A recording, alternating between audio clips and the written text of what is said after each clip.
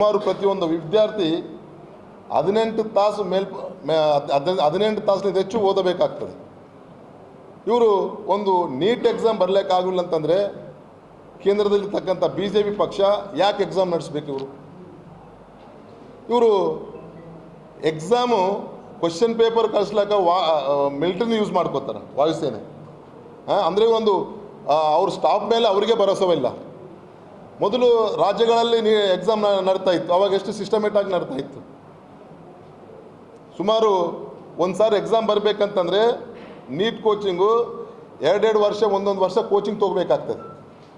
ಅದಕ್ಕೆ coaching fees ಒಂದು ವರ್ಷಕ್ಕೆ 1.5 ಲಕ್ಷ ರೂಪಾಯಿ, ಹಾಸ್ಟೆಲ್ ಫೀಸು 1 ಲಕ್ಷ ರೂಪಾಯಿ. ವಿದ್ಯಾರ್ಥಿಗಳಿಗೂ ಎಷ್ಟು ತೊಂದರೆ ಆಗ್ತಾ ಇದೆ, ಅವರ ಒಂದು ಆತ್ಮವಿಶ್ವಾಸದ ಮೇಲೆ ಭಾಳ ಎಫೆಕ್ಟ್ ಆಗ್ತಾಯಿದೆ ಅಂತೇಳಿ ಈ ಮೂಲಕ ತಮ್ಮಲ್ಲಿ ತಿಳಿಸ್ಲಾಕ ಬಯಸ್ತೇನೆ.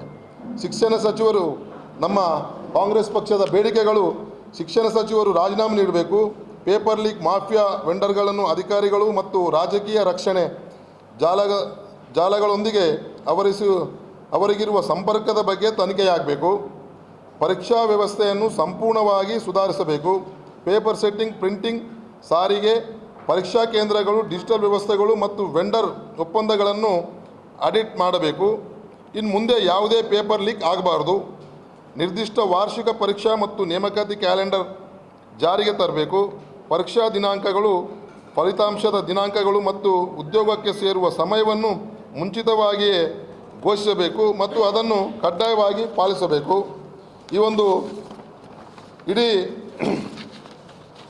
ದೇಶದ ತುಂಬ ನಾವು ಇವತ್ತು ಚಾತ್ರೋನ್ ಕಿ ಗೂಂಜ್ ಒಂದು ಚಳುವಳಿ ಪ್ರಾರಂಭ ಮಾಡಿದ್ದಾರೆ ನಮ್ಮ ನೆಚ್ಚಿನ ನಾಯಕರಾದಂಥ ರಾಹುಲ್ ಗಾಂಧಿ ಅವರು.